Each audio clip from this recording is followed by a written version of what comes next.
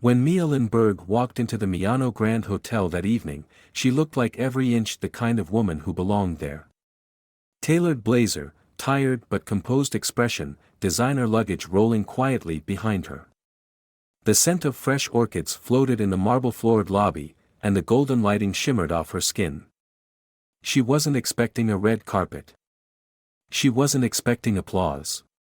But she also wasn't expecting this. The front desk clerk, a pale girl with a practiced smile and sharp eyes, looked Mia up and down. Her fingers hovered over the keyboard but didn't move. "Can I help you?" the girl asked, tone polite but tight. "I have a reservation." "Lindbergh. Mia Lindbergh." The girl didn't check. Her smile twitched. "I'm sorry," she said, her voice sugar-sweet. "We don't usually put people like you in here." There was a pause. Not long, just enough for the words to slice clean. Mia blinked once. Slowly. She knew exactly what "people like you" meant. She smiled back. Not sweetly, but with something sharper. "I see," she said. "Interesting. Because I run this hotel." The girl's expression didn't change right away. It stayed frozen, that same tight-lipped customer service smile. But Mia could see the flicker. A small shift in her eyes. Confusion. Then disbelief. Then, like a crack in porcelain, fear. "You run the hotel?" the girl said, her voice suddenly thinner. Mia stepped forward, heels tapping softly against the marble, each click like punctuation. "I'm Mia Lindbergh," she said, pulling a sleek black leather wallet from her bag. Out came a card: General Manager, Miano Grand Hotel Group, crisp, clean, embossed in gold. The girl took it with trembling fingers. Her eyes darted over the letters like she hoped they'd rearrange themselves into something less terrifying. "You can check the staff registry," Mia added calmly. "Page 1. I'm so sorry, I didn't recognize." "You didn't look," Mia interrupted, cool but firm. "You decided." The girl flushed a shade that clashed with the marble. "I didn't mean anything by." "You meant everything," Mia cut in. Around them, the lobby had grown quiet. A businessman at the bar pretended to sip his drink slower. A couple waiting by the elevator paused, sensing something just off script was happening. Even the bellhop behind the desk had frozen, holding a clipboard like a shield. And just then. Click. Somewhere near the revolving doors, a phone camera lowered. Someone had been recording. Mia didn't flinch. But the girl behind the desk did. The girl behind the desk looked like she wanted to disappear into the floor. Her fingers were still clutching Mia's business card like it might explode. Her mouth opened, searching for some PR-friendly damage control. But Mia wasn't interested in apologies. Not yet. She glanced over her shoulder, eyes scanning the lobby.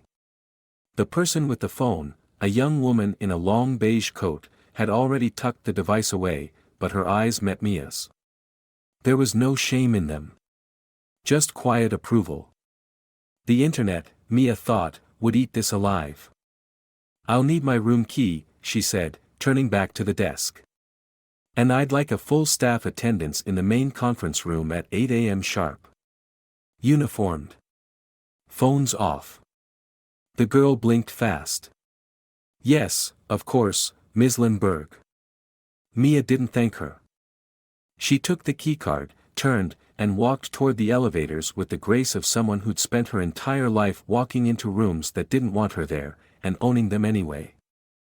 The suite was immaculate, as it damn well should be. Penthouse level.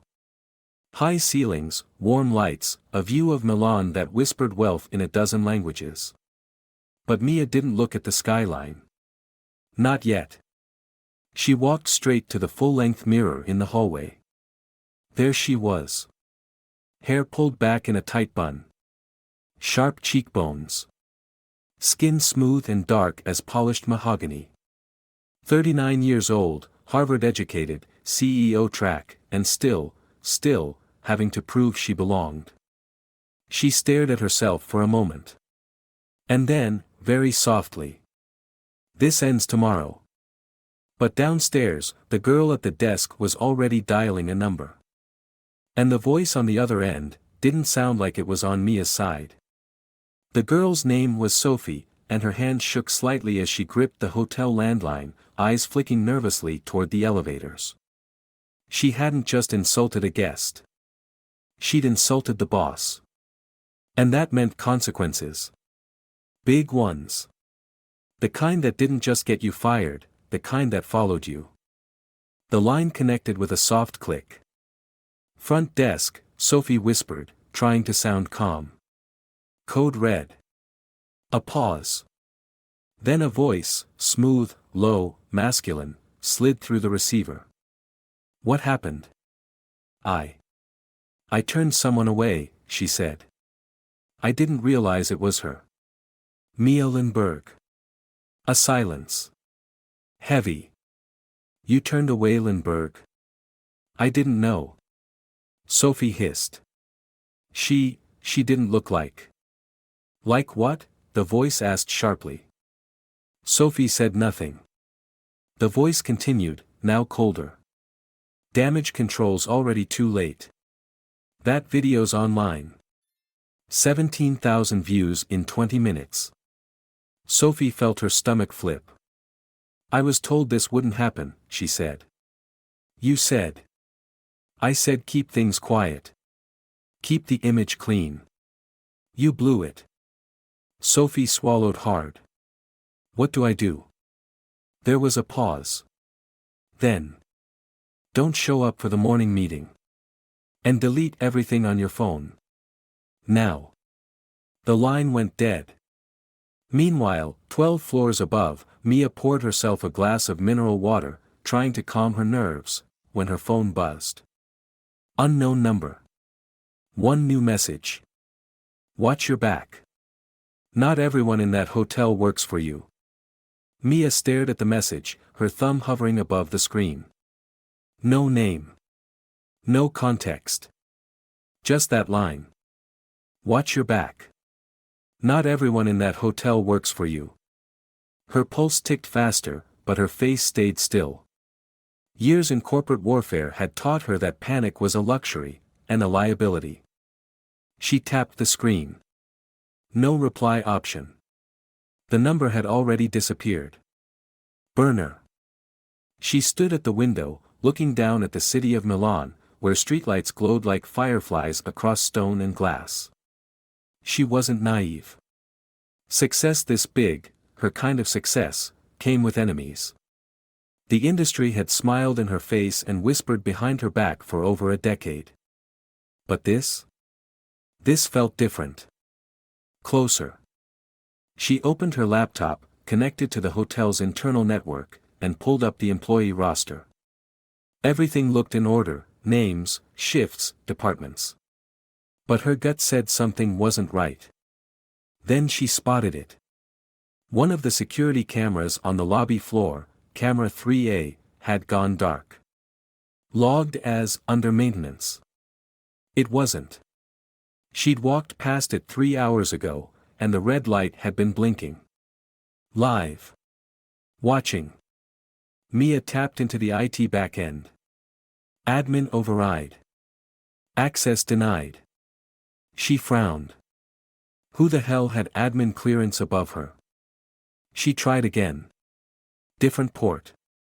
Access denied.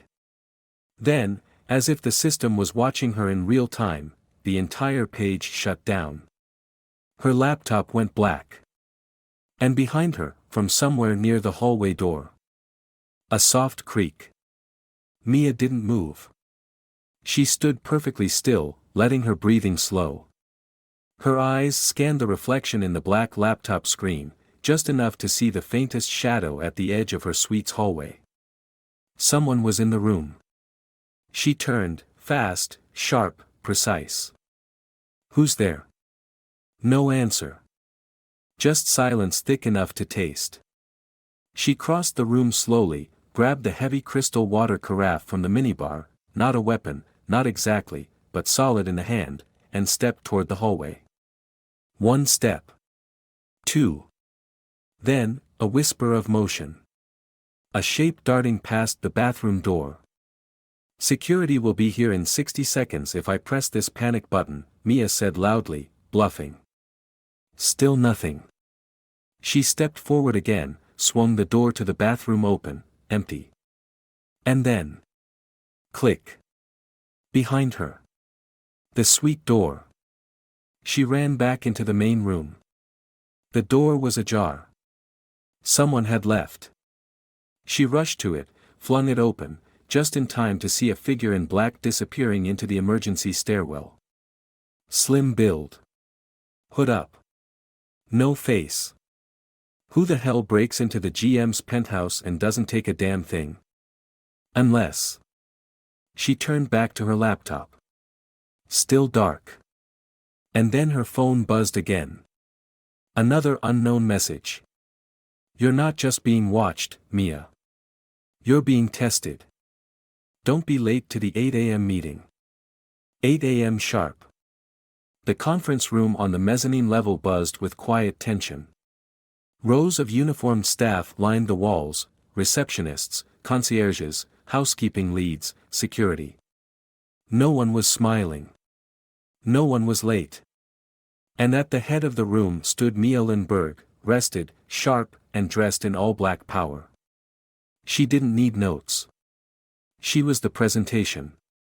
Behind her, a large screen blinked to life. On it, a still frame from last night's phone recording. Sophie's face frozen mid-smile, the moment she said, "We don't usually put people like you in here." A collective shift moved through the room like a wave. "Before we begin," Mia said, voice even, "let's be very clear about something. This is not about one girl making one mistake." She let the silence sit. "This is about what we tolerate. What we ignore. What we pretend not to see." Sophie stood in the corner, pale and shaking. Next to her, 2 senior managers exchanged panicked glances. Mia turned to face the screen. "I've reviewed internal logs," she continued. "Camera feeds were deliberately disabled. Security protocols bypassed. Someone tampered with the system, from inside." A murmur rippled through the room. "Let me be clearer," she said, voice cutting clean. "Someone here tried to sabotage me." Mia hit a key. A second image appeared, a screenshot of admin access logs. One name stood out, Paolo Vizzetti, Director of Operations. Gasps. Paolo stepped forward, trying to look calm, but sweat betrayed him. "I don't know what that is," he started. "I've never." "You gave Sophie the job," Mia said, eyes locked on him. "You told her who to filter out at the front desk. You authorized the camera blackout. And you called the crisis PR firm before the incident even happened." He opened his mouth. She raised a hand.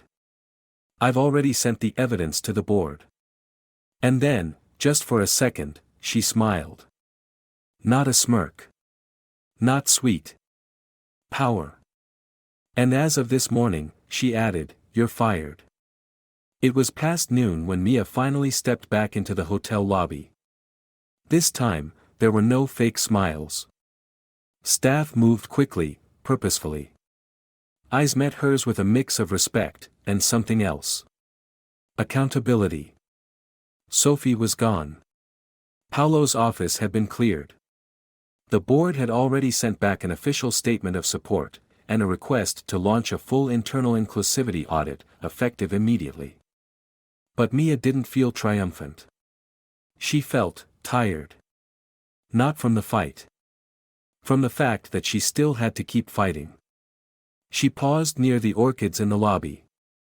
A small girl, maybe 8 or 9, sat on one of the velvet benches nearby, swinging her legs while her mother checked in.